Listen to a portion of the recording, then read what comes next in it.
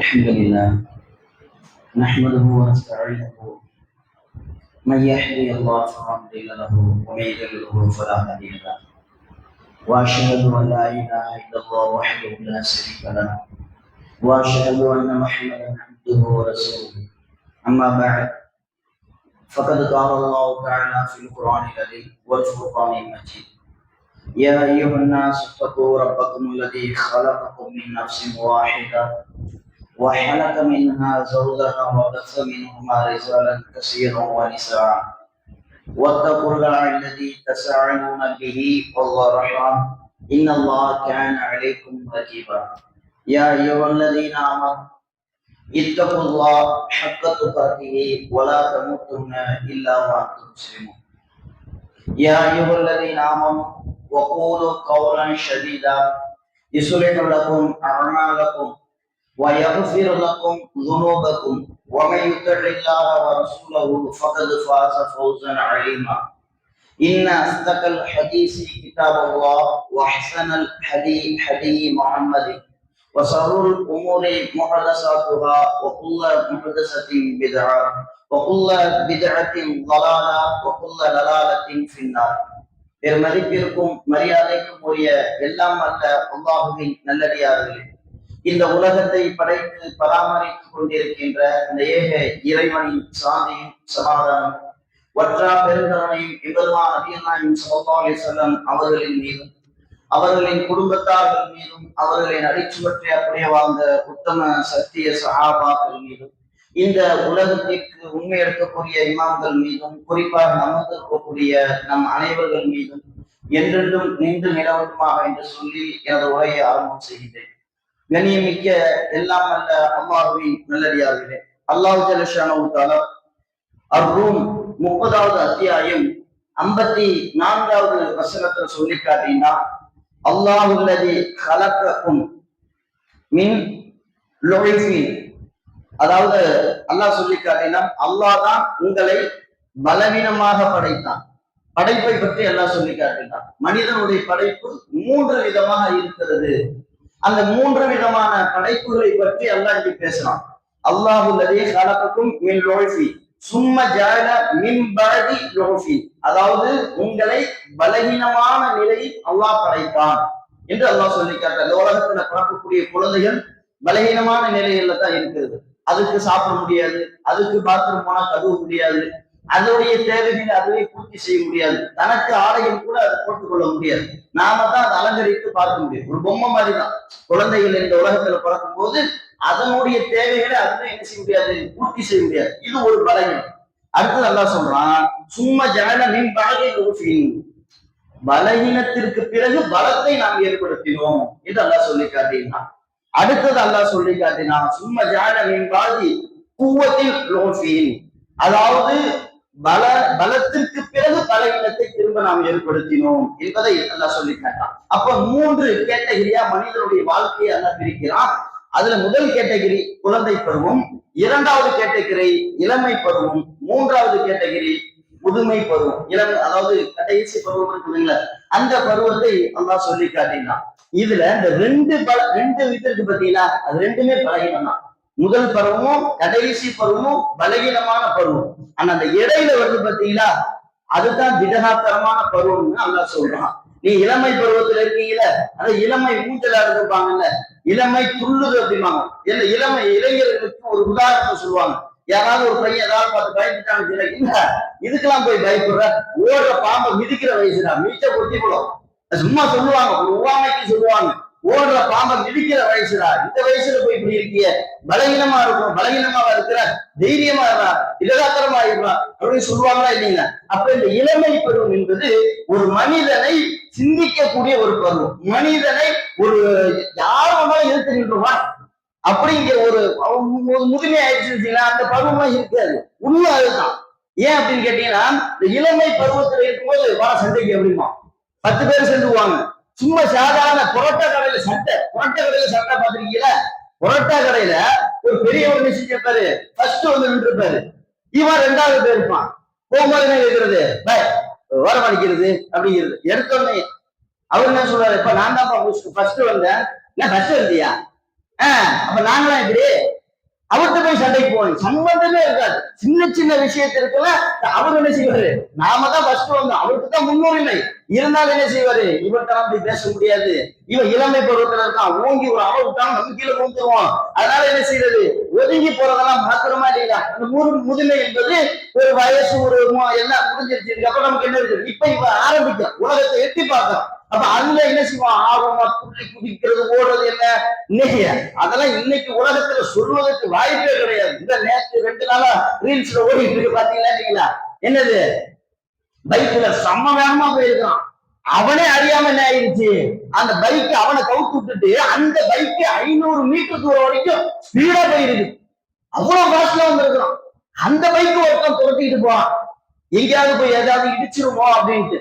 அப்ப அந்த அளவுக்கு இளமை பருவத்துல நீங்க பாக்குறமா இல்லையா, சில நேரங்கள் எல்லாம் செய்தியிலே போடுவான், 100 இவர் தொட்டார், 108 இவரை தொட்டு விட்டது போடுறானா இல்லைங்களா. அந்த அளவுக்கு இன்னைக்கு இளமை பருவம் என்பது ஓடிக்கிட்டு இருக்குது.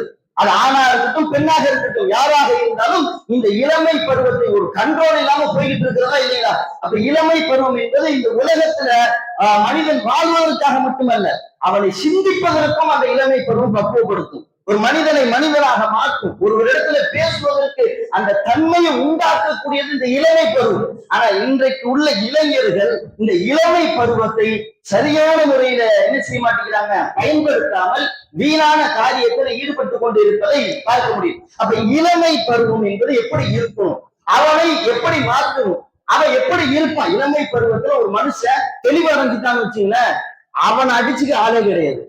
ஒரு மனுஷன் தெளிவு ஆயிட்டான் அப்படின்னு சொன்ன அவன் அடித்துக் கொள்வதற்கு யாருமே கிடையாது. அதுக்கு உதாரணம் என்ன அப்படின்னு பாத்தீங்கன்னா, அல்லாஹ் சூரத்துல் பக்கராவுல 258வது வசனத்துல சொல்லி காட்டான், ஒரு நபியுடைய வரலாறு தான். ஆனா அல்லாஹ் எப்படி ஆரம்பிப்பான் அப்படின்னு கேட்டீங்கன்னா, அலம் தர இலல்லதி ஜா இப்ராஹிம, அல்லாஹ் தனக்கு ஆட்சி அதிகாரத்தை வழங்கியதன் காரணமாக இப்ராஹிம் என்ற இளைஞனிடத்தில் தர்க்கம் செய்தவனை பார்க்கவில்லையா அப்படி அல்லாஹ் ஆரம்பிக்கும்போது அவர் ஆரம்பிப்பான்.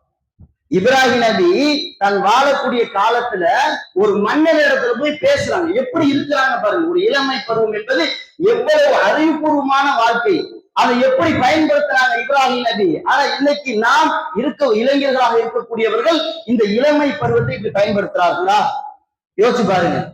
எப்படி பயன்படுத்துறாங்க, அலம் தர இலல்லதி ஜா இப்ராஹிம ஃபீ ரப்பி அன் அதாமுல்லாஹ் முல்க், ஆட்சி அதிகாரத்தை அல்லாஹ் கொடுத்ததற்காக இப்ராஹிம் இடத்துல அவருடைய இறைவனை பற்றி தர்க்கம் செய்தவனை நீ பார்க்கவில்லையா என்று அல்லாஹ் கேட்டுவிட்டு அடுத்தா சொல்றான், இது கால இப்ராஹிம் ரப்பி அல்லது யுஹ்யி வ யுமீத்.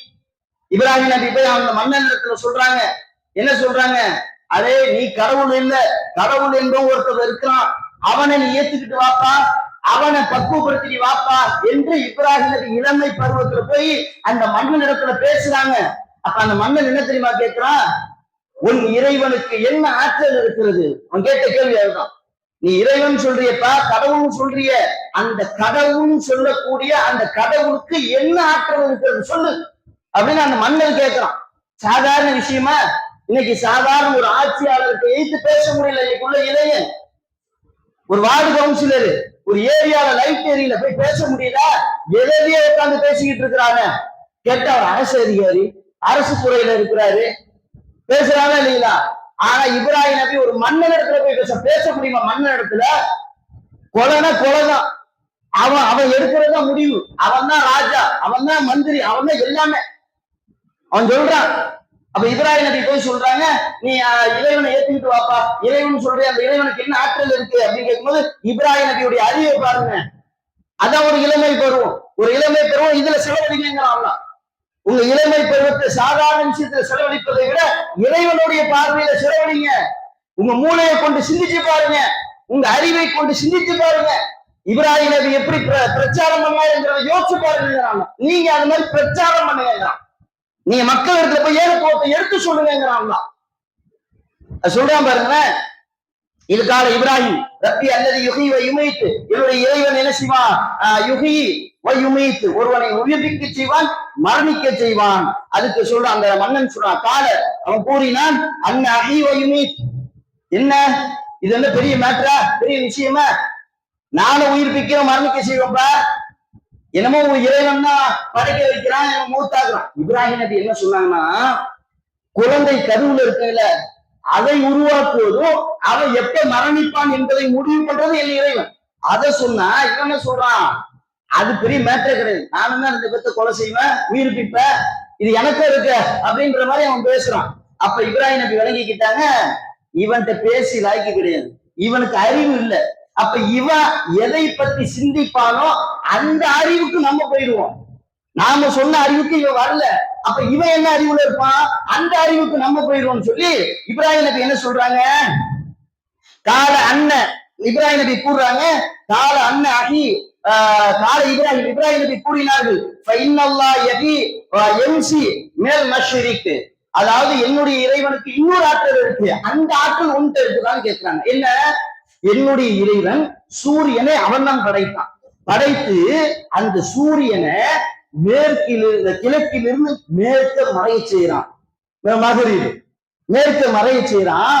நீ கடவுள் தானே, நீ கடவுளாக இருக்கும் என்றால் உன்னை நான் கடவுளாக ஏற்றுக்கொள்கிறேன், அந்த ஆற்றல் அந்த பவர் உனக்கு இருக்கும்னா நீ என்ன செய்ய, நீ இப்ப சொன்னில்ல இது பெரிய மேட்டரா, நானும் உயிருக்கு இப்ப மரணிப்பேன் சொன்னில்ல, அப்ப நீ இறைவன் என்றால் மீனல் மகரீப் அந்த அதாவது மேற்க மறையக்கூடிய சூரியனை கிழக்க உதவி வச்சிடா அப்படின்றாங்க. அப்படி ஆப்போசிட்ல உரிச்சு நான் இப்ப உன்னை கடவுளா ஏத்துக்கிறேன் அப்படிங்கும் போது, அப்ப அந்த மன்னன் சொன்ன பதிலே பேச முடியல. அர்த்தம் எல்லாம் சொல்றான், அந்த மன்னன் வாயடைத்து போனான். அல்லாதான் அனைத்து பொருட்களையும் ஆற்றல் உள்ளவனாக இருக்கிறான் என்று என்ன செய்யறான், அல்லாதான் எல்லாருக்கும் நேர்வழி காட்டக்கூடியவனாக இருக்கிறான் என்பதை அந்த வசனத்துல எல்லாம் முடிக்கிறோம். அப்ப இந்த சம்பவம் சொல்லக்கூடிய பாடம் என்ன, இதன் மூலியமா அல்லாஹ் நமக்கு எடுக்கக்கூடிய பாடம் என்ன, ஒரு இளமை பருவத்துல எவ்வளவு பெரிய ஆளாக இருந்தாலும் எதிர்த்து நின்று பேசலாம், தைரியமா பேசலாம், அறிவுபூர்வமா பேசலாம், சிந்திக்கிற அறிவு உங்க இடத்துல சரியாக இருக்கும் என்றால் அல்லாஹ்வை பற்றி நீங்கள் முழுவதுமாக சிந்தித்து பார்த்தீர்கள் என்றால் அந்த அறிவு ஞானத்தை அல்லாஹ் உங்களுக்கு வழங்குவான் என்பதைத்தான் இந்த இப்ராஹிம் நபியின் மூலியமாக அல்லாஹ் என்ன செய்யறான், நமக்கு பாடம் எடுக்கிறான். ஆனால் இன்றைய காலத்தில் உள்ள இளைஞர்களுடைய நிலைமை எடுத்து பாருங்க, எப்படி இருக்கிறாங்க. இந்த இளமை பருவத்தை மார்க்கத்திற்காக செலவு செய்கிறார்களா அல்லது தன்னுடைய சுய லாபத்திற்காக செலவு செய்கிறார்களா? இந்த உலகத்துல நாம் பெரிய ஆள் ஆக வேண்டும், இந்த உலகத்துல 4 பேர் நம்மளை பார்த்து மதிக்க வேண்டும், நம்ம ரீல்ஸ் போட்டு எல்லாரும் நம்மளை பார்க்கணும், லைக் பண்ணணும், ஷேர் பண்ணணும் அப்படிங்கிற மாதிரி இன்னைக்கு வாழ்றாங்க. இன்னைக்குல எந்த அளவுக்கு இருக்கிறாங்கன்னா, ஒரு 2 நாளைக்கு முன்னாடி இந்த ஐயம்பட்டையில நசீர் என்பவன் ஒரு பையன் 27 வயசு 24 வயசு ஆட்டோ ஓட்டுற டிரைவர், அவன் என்ன பண்றான், ஒரு பெண்ணை காதலிக்கிறான், அந்த வீட்டுல உள்ளவங்க தடுத்து இருக்கிறாங்க, இது தப்புப்பா, அப்படி செய்யாதப்பா அப்படின்னு.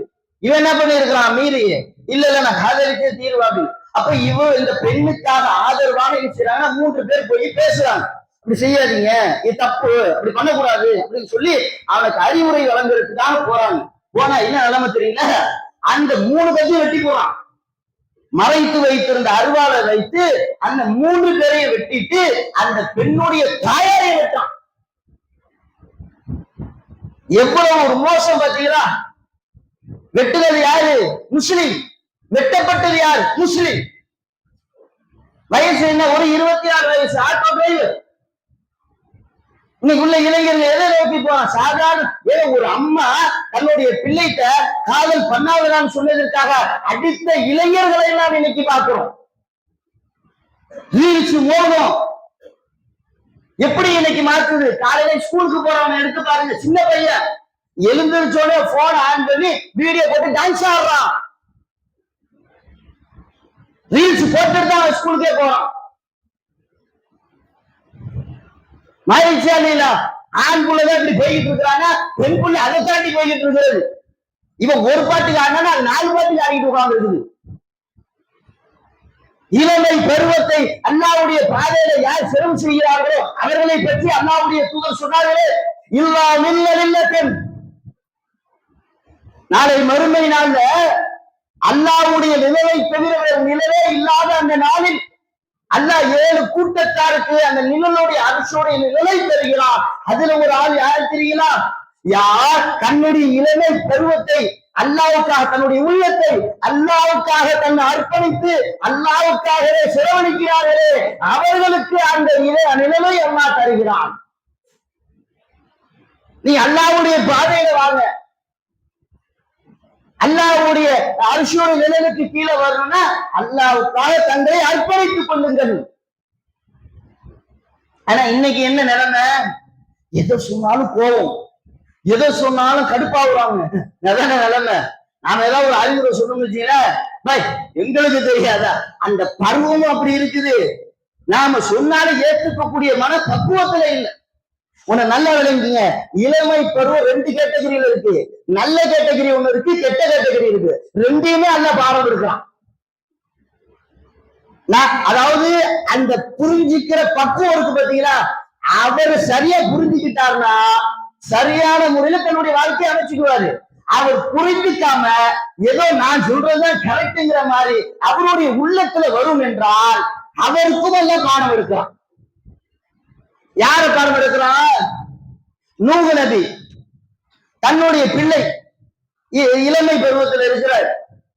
அவர்கிட்ட நூஹ் நபி என்ன சொன்னாங்க? யா புனைய, என் அருமை மகனே, இந்த கப்பல்ல வந்து ஏறிக்கப்பா, உலகம் அழிய போதுப்பா, தண்ணீரை பெருக்கிட்டு வருதுப்பா அப்படின்னு சொல்லும் போது அந்த பையன் என்ன சொன்னான்? இளமை பருவத்தில் இருக்கக்கூடியவன், இதோ இந்த உயரமான இருக்கக்கூடிய அந்த மலையின் மீது ஏறுவதை தவிர உங்களுடைய கப்பலின் மீது ஏற மாட்டேன் சொன்னானா இல்லையா? சொன்னது யாரு? சொன்ன நிகழ்ச்சி என்ன? அதெல்லாம் பார்க்கல. நீங்க சொல்லி நான் கேட்கணுமா? மண்டகனம் அல்லாஹ் சொல்றான். அவனுக்கு அந்த நிலைமை வந்துச்சு. கடைசி அல்லாஹ் என்ன செஞ்சான்? அவர் பார்த்து கொண்டு இருக்கும் போதே ஒரு அலை குறுக்கிட்டு அவரை அடித்து சென்றது. பாடம் எடுக்கிறானா இல்லையா? அப்ப நூஹ் நபி கேட்பா, கால இறைவா, கால ரப்பி, என் இறைவா, இவன் என் பையன் தானே. அப்ப அல்லாஹ் பாடம் எடுப்பான், நூஹ், உனக்கு பிறந்ததினால் உன் மகன் கிடையாது. இந்த கொள்கையை யார் ஏற்றுக்கொண்டு உன்னோடு இருப்பார்களோ அவர்தான் உன்னுடைய பிள்ளை. நீ பெற்றெடுத்ததுனால ஒரு பிள்ளை ஆயிடுவாரா? அவன் அல்லாஹ்வை மறுக்கிறான்பா. நீ சொன்னது உன்னுடைய கட்டளையா அல்லாஹ்வுடைய கட்டளையா? அதை நீங்க பாருங்க. அப்ப யோசிச்சு பாருங்க. நாம் நம்ம இடத்துல சொல்லக்கூடிய செய்தி என்னங்கிறத முதலில் யோசிக்க வேண்டும். என்ற என்ன செய்தி சொல்றாங்க? இந்த செய்தி எனக்கு நல்லதா கெட்டதா என்பதை ஒவ்வொருவருடைய உள்ளமும் அறியும் என்றால், அதை விளங்கும் என்றால் சரியான பாதைக்கு வருவார்கள். அதை வருவதற்கான காரணமாக யார் இருக்கிறார்? பெற்றவர்கள் இருக்கிறார்கள். உங்க பிள்ளைகளை நீங்க சரியா வளர்க்கிறீர்களா? இளமை பருவத்தில் என்ன போட்டு அடிக்கிறான். நிறைய பெற்றவங்க வந்து கம்ப்ளைண்ட் பண்றாங்களே, நான் சொன்னது எதுவுமே கேட்க மாட்டேங்கிறான் பாய், எதை பேசினாலும் எய்த்து பேசுறான், சண்டைக்கு வரான், அடிக்க வரான், யாரு சொன்னாலும் கேட்க மாட்டேங்கிறான், ஹெட்வைட்டா இருக்கிறான். சொல்றமா இல்லையா? ஆனா அல்லாஹ் ஒரு பாடம் எடுக்கிறான் பாருங்களேன், அழகான ஒரு பாடம். என்ன அப்படின்னு கேட்டீங்கன்னா, தன்னுடைய இப்ராஹிம் நபியுடைய பிள்ளையை பற்றி அல்லாஹ் ஒரு பாடம் எடுக்கிறான். என்ன பாடம் அப்படின்னா,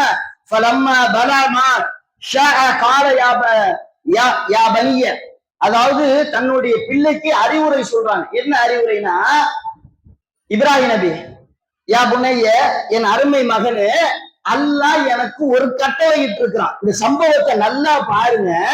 நாம நம்ம பிள்ளைகிட்ட தொடர்பு எப்படி இருக்கிறது, நம்ம பிள்ளைய எப்படி வளர்க்கிறோம், ஆனா இப்ராஹிம் நபி தன்னுடைய பிள்ளையை எப்படி வளர்த்திருக்கிறாங்க, அந்த பிள்ளையை எப்படி பக்குவப்படுத்தி இருக்கிறாங்க, அதுக்கு முழு காரணம் இப்ராஹிம் நபி மட்டும் கிடையாது, அவங்களுடைய தாயாரும் தான். அந்த வார்த்தையை நல்லா கவனிச்சு பாருங்களேன். தன்னுடைய பிள்ளைகிட்ட வந்து சொல்றாங்க, அல்லாஹ் எனக்கு ஒரு கட்டளை இருக்கான். என்ன கட்டளை தெரியுமா? உன்னை அறுத்து பலியிட வேண்டும் என்று அல்லாஹ் எனக்கு ஒரு கட்டளை இடுறான். இப்ப நீங்க என்ன சொல்றீங்க அப்படிங்கும் போது அந்த பிள்ளை சொன்ன வார்த்தை பாருங்க, சுப்ஹானல்லாஹ், அதாங்க இதான் புள்ள, இப்படி நம்ம பிள்ளைய வளர்க்கணும். அது சொல்றாங்க பாருங்க. என்ன சொல்றாருன்னா, இன்ன இன்ஷா அல்லாஹ் மினஸ் சாபிரீன், அல்லாஹ் நாடினா என்ன நீங்க பொறுமையாளராக காண்பீர்கள், அதற்கு அல்லாஹ் எனக்கு அருள் செய்யணும். சபுர், பொறுமை அல்லாஹ் எனக்கு வழங்கணும். அல்லாஹ்வுடைய நாட்டத்தினால் நீங்க சொல்லக்கூடிய அந்த செய்திக்கு நான் பொறுமையாளராக இருக்கணும். யார உதவிக்கு தேடுறாங்க? படைத்த இறைவனை. யாரு? இப்ராஹிம் நபியுடைய பிள்ளை இஸ்மாயில் அலைஹிஸ்ஸலாம் சொன்னார்கள். அல்லாஹ் பாடம் எடுக்கிறான். இன்னைக்கு பெத்த தந்தையை பார்த்தால், ஒரு அறிவுரை சொன்னால் அந்த பிள்ளை ஏத்துக்கிறானா? இளமை பருவத்தில் இருக்கும்போது மாட்டிக்கிறான. இப்ராஹிம் நபி தன்னுடைய பிள்ளை எத்தனை முறை பார்த்தாங்க? 3 முறை தான் பார்த்திருக்கிறார்கள். பிள்ளைக்கு கட்டுப்பட்டாங்க, சொல்லக்கூடிய செய்தியை ஏத்துக்கிட்டாங்க. அப்ப அந்த பிள்ளைய அப்படி வளர்த்தாங்க. பாப்பா பேச்சுக்கு மாறு செய்யக்கூடாதுப்பா, உமாவுக்கு கட்டுப்பட்டு நடக்கணும், அப்பாவுக்கு கட்டுப்பட்டு நடக்கணும், அதுதான் சிறந்த வாழ்க்கை. அதை நீங்க சின்ன பிள்ளையில இருந்து சொல்லி வளங்க. அப்படி சொல்லி வளர்த்தீங்கன்னா அவன் பெரிய பிள்ளை ஆனால கரெக்டா இருப்பா. அதைத்தானே இங்க சொல்றான் அல்ல பாடமா. அவன் சொன்ன உடனே கட்டுப்பட்டாங்க. எந்த அளவுக்கு தெரியலாங்க? சும்மா வாய் வார்த்தை கிடையாதுங்க. கட்டுப்படுறதுன்னா சும்மா நான் கட்டுப்பட்டுட்டேன் போறேன் அப்படிங்கிறது கிடையாது. அதை வந்தாங்க. இன்னைக்கு பாடம் எடுக்கிற அல்ல. இன்னைக்கு எல்லாருக்கும் தெரியும். ஹஜ்ஜுக்கு போனா உங்களுக்கு தெரியும் காபத்துல்லா எங்க இருக்குது. நபி இப்ராஹிம் நபி சைத்தானுக்கு கல்லெறிந்த இடம் எங்க இருக்கிறது? எடுத்து பாருங்க. எவ்வளவு தூரம்? கொஞ்ச நெஞ்சமா? இங்க அவ்வளவு தூரம் அழைச்சிட்டு போயிட்டு அந்த சைத்தான் வந்து கெடுக்கிறான். அந்த கல்லால அடிக்கிறாங்க. அடிச்சுட்டு அதுக்கப்புறம் கூட்டிட்டு போறாங்க. கூட்டிட்டு போறது மட்டும் இல்ல, அந்த புள்ளைய குப்பையை படுக்க வைக்கிறாங்க. அப்பயும் படுக்கிறாரு. பிறகு கட்டி எடுத்து அடிக்க போறாங்க. அதுவரையும் அந்த பொறுமையா இருக்கலாம். என்ன பண்றீங்க? 2 பேரையும் நான் டெஸ்ட் பண்றேன். 2 பேர்த்தையும் எல்லாம் பார்த்தான். இப்ராஹிம் நபி அப்படி கத்தி எடுக்கிறாங்க. ஒரு சக்கரவை பெத்த புள்ள இப்ராஹிம் நபி எடுத்துக்கங்க. இப்ராஹிம் நபி ஆரம்பத்துல இருந்து கொள்கையில இருந்தவங்க, அல்லாஹ்வுக்காக தன்னை அத்தனை அர்ப்பணித்தவர்கள். இப்ராஹிம் நபி தீக்குண்டத்துல எரிய போனப்ப கூட அதுல உறுதியாக இருந்தவர்கள். ஹஸ்புனல்லாஹு வ நிஅமல் வக்கீல், அல்லாஹ் எனக்கு போதுமானவன், அவன் அழகிய பாதுகாவலன். தீக்குண்டத்துல விழும்போது கூட சொன்னாங்க. அவ்வளவு உறுதிப்பாடு உள்ளவங்க இப்ராஹிம் நபி. இப்ராஹிம் நபியை விடுங்க, உன் பிள்ளைய எடுத்துக்கங்க. அறுக்கிறது கத்தி எடுக்கும் போது கூட கொஞ்சம் சந்தேகம் இல்லையே, அப்படியே படுத்திருந்தாங்க. அப்பதான் இறைவன் சொல்றான், இப்ராஹிம் இப்ராஹிமே, உன்னுடைய கனவை நீ மெய்ப்படுத்தி விட்டீர். விடுங்க, நான் உங்களுக்கு ஒரு சோதனை டெஸ்ட் வச்சேன். இதுல நீங்க பாஸ் ஆகுறீங்களா? நான் பார்த்த பாஸ் ஆயிட்டீங்க. பிள்ளைகிட்ட அப்பதான் இப்ராஹிம் நபி தன்னுடைய பிள்ளையை கூப்பிட்டு 2வது முறை வரும்போது அந்த காபத்துல்லாவை கட்டுவதற்காக அழைக்கிறாங்க. அழைக்கும் போது இப்ராஹிம் நபி இஸ்மாயில் அலைஹிஸ்ஸலாம் என்ன துஆ கேட்டாங்க தெரியுதா? இறைவா, நாங்க கால ரப்பி இதை நாங்க கட்டுவோம். இதை கட்டும் போது எங்களுடைய உள்ளத்துல கஷ்டங்களோ சங்கடங்களோ வரலாம். நீ பாதுகாவலன், நீ தான் அனைத்தையும் அறிந்தவன். எங்களிடத்துல இருக்கக்கூடிய பாவத்தை மன்னித்து எங்களிடத்துல ஏற்றுக்கொள்வாயாக என்று இதை அந்த காபத்துல்லாவை கட்டும் போது பிரார்த்தனை செய்தார்கள். இன்னைக்கு வரைக்கும் எல்லாரும் போறாங்க. யோசிச்சு பாருங்க. அப்ப அந்த இளமை பருவம் என்பது சரியாக அமைந்து விட்டது என்றால் எவ்வளவு பெரிய இடத்திற்கு போனாலும் சரி அதுல சரியாக இருப்பார்கள் என்பதை பேச முடிகிறது, பார்க்க முடிகிறது. அப்ப நாம் சில செய்திகளை சொல்லும் போது சில இளைஞர்கள் என்ன செய்கிறார்கள் என்றால் அது அவர்களுடைய உள்ளத்திலே கவலையும் கோபத்தையும் ஏற்படுத்துகிறது. அது போன்று இல்லாமல் இனி வரக்கூடிய காலங்கள்ல இளைஞர்கள் தான் எதிர்காலத்தின் தூண். சொன்னாங்களா இல்லைங்களா? இந்தியாவுல அதிகமான இளைஞர்கள், ஜப்பான்ல கூட ஒரு அறிக்கை வெளியிட்டு இருந்தாங்க பாத்தீங்களா, அதிகமான முதியவர்கள் தான் இருக்கிறாங்க. அவர்களை வழிநடத்த முடியல, பிள்ளைகள்லாம் இல்ல. அதனால என்ன செய்யறாங்க? ஆறுதலுக்காக ரோபோட்டை தயாரிச்சு கொடுத்துட்டு இருக்கிறாங்க. முதுமை பருவத்துல யாரும் துணைக்கு ஆள் இல்லைன்னா யாரு இருக்கா? ஒரு ரோபோட் கிட்ட போய் பேசிட்டு உட்கார்ந்து இருக்கிறாங்க இன்னைக்கு. அந்த மாதிரி ஒரு காலகட்டம். ஆனா இந்தியாவுல அதிகமான இளைஞர்கள் இருக்கிறார்கள். ஆனா அந்த இளைஞர்கள் சரியான பாதையில் இருக்கிறார்களா? எடுத்துக்காட்டு, 2 நாளைக்கு முன்னால புதுக்கோட்டையில ஒரு ஆய்வு பண்ணாங்க பாத்தீங்களா? பள்ளிக்கூடத்துல போதை பொருட்கள் எடுத்தாங்களா இல்லைங்களா? போதைக்கு எதிராக இன்னைக்கு பிரச்சாரம் பண்ணுங்கன்னு அரசாங்கம் சொல்றாங்க. பள்ளி வகுப்பறையில் போதை பொருள் சாராய பாட்டு கிடக்குது. குடிக்கிறது யாரு? இளைஞர் தான். போதைக்கு அடிமையாகி இன்னைக்கு உலகத்தினுடைய ரீல்ஸ் மோகம் இதுகளுக்கு அடிமையாகி, பைக்குக்கு அடிமையாகி இன்னைக்கு தன்னுடைய கால் கை எல்லாத்தையும் இழந்து போய் நிற்கிறாரா இல்லைங்களா? இளமை வாழ்க்கையை முடிந்து விட்டதா இல்லைங்களா? அப்ப அது போன்று இல்லாமல் நம்மளுடைய பிள்ளைகளை நாம் தான் சரியாக வளர்க்கணும். அப்ப இந்த சின்ன பருவத்திலிருந்து அவங்களுக்கு சொல்லி அதே போன்று இளைஞர்களாக இருக்கக்கூடியவர்கள் நம்ம இடத்துல ஏதாவது ஒரு செய்தி சொல்லும் போது அதை கோபப்படாமல், அதை முடிந்த அளவுக்கு அது நமக்கு இந்த செய்தி நமக்கு என்ன சொல்லுது, இவரை பார்க்க வேணாம், சொல்ற ஆளை பார்க்காதீங்க, சொல்லக்கூடிய மெசேஜை பாருங்க. அதுதாங்க ஷைத்தான் பெறக்கூடிய பாடம். ஷைத்தான் என்ன தெரியல பண்ணா, சொன்ன மெசேஜை தான் பார்த்தான். என்ன மெசேஜ் பார்த்தான் தெரியுங்களா? நான் நெருப்பால் படைக்கப்பட்டவன், இவர் மண்ணால் படைக்கப்பட்டவர், இவருக்கு நான் கட்டுப்பட்டு நடக்கணுமான்னு தான் கேட்டானே தவிர சொன்ன ஆள் யாருன்னு பார்க்கல. சொன்னது யாரு? ரப்பு, அல்லாஹ் சொன்னான். அதுக்கு அவன் கட்டுப்பட்டுதான் வச்சுங்களேன், இன்னைக்கு அவன் சிறந்த இடத்துல இருந்திருப்பான். அவன் கட்டுப்படல. அப்ப சொன்ன மெசேஜ், அதாவது சொன்ன அந்த வார்த்தைகளை தான் கவனிச்சான். நீங்க அப்படி பார்க்காதீங்க, எதை சொல்கிறார்கள் என்பதை பாருங்க. இதனால் எனக்கு என்ன நன்மை என்று பாருங்கள். இன்னைக்கு 1000 பேர் 1000 சொல்லலாம், அதெல்லாம் நீங்க கேர் பண்ணவே பண்ணாதீங்க. அதெல்லாம் நீங்க விட்டுருங்க. அல்லாவுக்காக நான் வந்தேன், அல்லாவுக்காக நான் மரணிப்பேன், அப்படி வாங்க. அப்படி வந்தீங்கன்னு சொன்ன இந்த மேலக்காவிரியில இன்ஷா அல்லாஹ் அடுத்த ஆண்டுக்குள்ள இருக்கிற ஊர்ல அத்தனை பேர் தகுதிக்கு வருவார்கள். ஆனா நாம முயற்சி செய்யணும். முயற்சி செஞ்சால் மட்டும்தான் அது பலனளிக்கும். அல்லாஹ் சொல்றான், நீ போ, பதில் போர்க்களத்துல பாடம் எடுக்கிறவங்க நீங்க போங்க. மூசா நபி சமுதாயமாக நின்றாதீங்க, களத்துல நில்லுங்க. நில்லுங்க, உங்களுக்கு நாட்டுல இருக்கிற மலக்குமார்கள் என்னுடைய மலக்குமார்களை கொண்டு உங்களுக்கு பாதுகாப்பு அளிக்கிறேன் நான் சொல்றேன். அப்ப நாம் களத்தில் நின்றால் மட்டும்தான் அது இந்த அந்த இளமை பருவத்துல அது நமக்கு கொடுத்திருக்கிற வாய்ப்பு. முதுமை இருக்கிறவங்க அதிகமான பேர் இருக்கிறாங்க. இளமையா இருக்கக்கூடிய நீங்கள் பேசுங்க, இன்ஷா அல்லாஹ் அதை உறுதிப்பாடா எடுங்க. இன்னி வரக்கூடிய காலங்கள்ல மேலக்காவிரியில என்னுடைய பிரச்சாரம் தொடர்ந்து நடைபெறும். இன்ஷா அல்லாஹ் என் மூலமாக ஒருவருக்கு இதாயத்தை கொடுத்துட்டுங்க. அலி ரலியல்லாஹு அவர்களை பார்த்து அல்லாஹ்வுடைய தூதர் சொன்னார்களே, அது போல நம்மளை பார்த்து சொன்னோம். இன்ஷா அல்லாஹ் அதற்கான முயற்சிகளை செய்து அதற்கான நம்மளுடைய உள்ளங்களை அல்லாஹ் விரிவடைய செய்வானாக என்று சொல்லி எனது முதல் உரையில் கண்ணியமிக்க எல்லாம் அல்ல அல்லாஹ்வின் நல்லடியார்களே, கடந்த ஒரு வாரத்திற்கு முன்னால் ஐநா மன்றத்திலிருந்து ஒரு செய்தி ஒன்று மத்திய அரசாங்கத்தை பார்த்து ஒரு கேள்வி கேட்டிருந்தாங்க. இந்தியாவுடைய அரசாங்கத்தை பார்த்து ஒரு கேள்வி கேட்டாங்க. என்ன அப்படின்னு கேட்டீங்கன்னா, இந்தியாவில் வாழக்கூடிய முஸ்லிம்களுக்கு சரியான சுதந்திரம் இல்லை அப்படின்னு சொல்லி என்ன செய்யறாங்க, ஐநா மன்றத்துல இப்பதான் கேள்வி எழுப்பியிருக்கிறாங்க. எதை வச்சு அவங்க மையமா வச்சு கேள்வி கேட்டிருக்காங்க அப்படின்னு பாத்தீங்கன்னு சொன்னா, ஓட்டுரிமை. இப்ப எலெக்ஷன் நடந்துச்சுல, அந்த ஓட்டுரிமையில அதிகமான முஸ்லிம்களுடைய வாக்குகள் பறிக்கப்பட்டிருக்கிறது.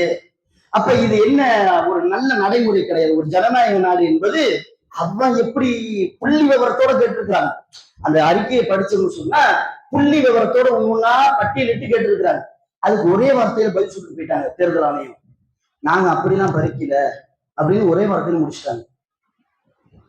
அப்ப உலகத்திற்கே தெரிகிறது, இந்தியாவில் முஸ்லிம்களுக்கு சரியான சுதந்திரம் இல்லை, பாதுகாப்பு இல்லை என்பதை பேச முடியுது, பார்க்க முடியும். அப்ப இப்படி இல்லைன்னு சொன்னா நிறைய முஸ்லிம்கள் என்ன செய்யறாங்கன்னா இஸ்லாத்தை விட்டு வெளியேறாங்க. ஏன் இஸ்லாம் கொள்கையில இல்லாம சுதந்திரமா வாழலாம், எப்படி வேணாலும் வாழலாம், எம்மதமும் சம்மதம் அப்படிங்கிற மாதிரி என்ன செய்யறாங்க சில முஸ்லிம்கள் வாழ்வதை பேச முடிகிறது, பார்க்க முடியுது. அப்ப அவர்களுக்கு சரியான முறையில கொள்கை போய் சேரல, இஸ்லாம் போய் சேரல. அப்ப நாம தான் அதை சொல்லக்கூடிய இடத்துல இருக்கும். அப்ப அந்த அடிப்படையில தான் வரக்கூடிய ஞாயிற்றுக்கிழமை, இந்த ஞாயிறு இல்லாம அடுத்த ஞாயிறு 26ஆம் தேதி இஜ்திமா என்பதை வைத்திருந்தது. இஜ்திமானா என்ன அப்படின்னு கேட்டீங்கன்னா, சரியான முறையில கொள்கையை மக்களுக்கு சொல்வதுதான். ஒரு நாள் ஃபுல்லா வந்து நிகழ்ச்சி மாதிரி நடத்துவோம். அதுல நிறைய விஷயங்களை, கொள்கை பேச்சு போன்ற நிறைய விஷயங்களை என்ன செய்வோம், இந்த கொள்கையில எப்படி இருக்கணும், எப்படி பயணித்தால் நமக்கு நன்மை என்பதை போன்று நிறைய விஷயங்களை என்ன செய்வோம் சொல்லுவோம். அதுல அவர்கள் நிறைய பேர் என்ன செஞ்சிருக்கிறாங்க, அந்த இஜ்திமால கலந்தவர்கள் எல்லாம் இந்த கொள்கையில இருந்ததை எல்லாம் என்ன செய்ய முடிகிறது, பார்க்க முடிகிறது. அப்ப நம்ம ஊர், நம்ம இந்தியா ஃபுல்லாலாம் போய் பரப்ப முடியாது, இந்தியா ஃபுல்லாலாம் சொல்வதற்கு வாய்ப்பு இல்லை. அப்ப நம்ம ஊர் இருக்குல்ல மேலக்காவிரி, அப்ப மேலக்காவிரியில உள்ள மக்களுக்கு நம்ம சொல்லணுமா இல்லைங்களா? அண்ணா அதைத்தானே கேட்பேன். இந்தியாவில இருந்த மக்களுக்கு போய் சொல்லுவீங்களா, தமிழ்நாட்டுல இருந்த மக்களுக்கு போய் சொன்னீங்களா? நல்லா கேட்க மாட்டான் மறுமையில. எப்படி கேட்பானா, ஒண்ணு சுத்தி இருக்கிறாங்களா மேலக்காவிரியில, அவங்களுக்கு நீங்க சொன்னீங்களான்னு நல்லா கேள்வி கேட்பான். அப்ப நாம அந்த சொல்லக்கூடிய இடத்துல இருக்கோம். அப்ப சொல்லக்கூடிய இடத்துல இருக்கக்கூடிய நாம் முதலில் நாம் அதுல பங்கெடுக்கணும். அப்படி பங்கெடுத்தால் மட்டும்தான் பிற மக்களுக்கு என்ன செய்ய முடியும், போய் சேர்க்க முடியும். அப்ப அந்த நல்ல எண்ணத்துலதான் வரக்கூடிய அது 26ஆம் தேதி ஞாயிற்றுக்கிழமை இஜ்திமா நிகழ்ச்சி வைத்திருக்கிறோம். முடிந்த அளவுக்கு என்ன செய்யுங்க, அதிகமான மக்கள் அதுல கலந்து கொள்ளுங்கள். அடுத்தது அதற்காக நிறைய பொருளாதார செலவு இருக்கிறது. அடுத்த வாரம் ஜும்மா வாலி வசூல் அதுக்காகத்தான் இருக்குது. இருந்தாலும் அது பத்தாது. உங்களால் முடிந்த அளவுக்கு என்ன செய்ய, தனிப்பட்ட முறையில தனி நபர்கள் யாராவது இருந்தாங்கன்னா, இருக்கப்பட்டவர்கள், செல்வந்தர்கள், உங்களுக்கு தெரிஞ்சவங்க நிறைய பேர் டொனேஷன் கொடுக்கக்கூடியவங்க இருப்பாங்க. அவங்கள நீங்க நிர்வாகத்திற்கு எங்களுக்கு சொல்லி விட்டீங்கன்னு சொன்னா, இன்ஷால்லா நீங்க கேட்கலனா கூட நாங்க போய் அவர்களிடத்துல சந்திச்சு என்ன செய்வோம், அப்போ இந்த நிகழ்ச்சிக்காக பொருளாதாரத்தை சேர்ப்போம். அப்படி அந்த நன்மையும் பெறக்கூடிய ஒரு பாக்கியத்தை வல்ல ரஹ்மான் நம் அனைவருக்கும் வந்தல் முடியும் என்று சொல்லி எனது உரையை முடித்துக் கொள்கிறேன். வாஹித் அல்ஹம்துலில்லாஹி ரப்பில் ஆலமீன். அஸ்ஸலாமு அலைக்கும்.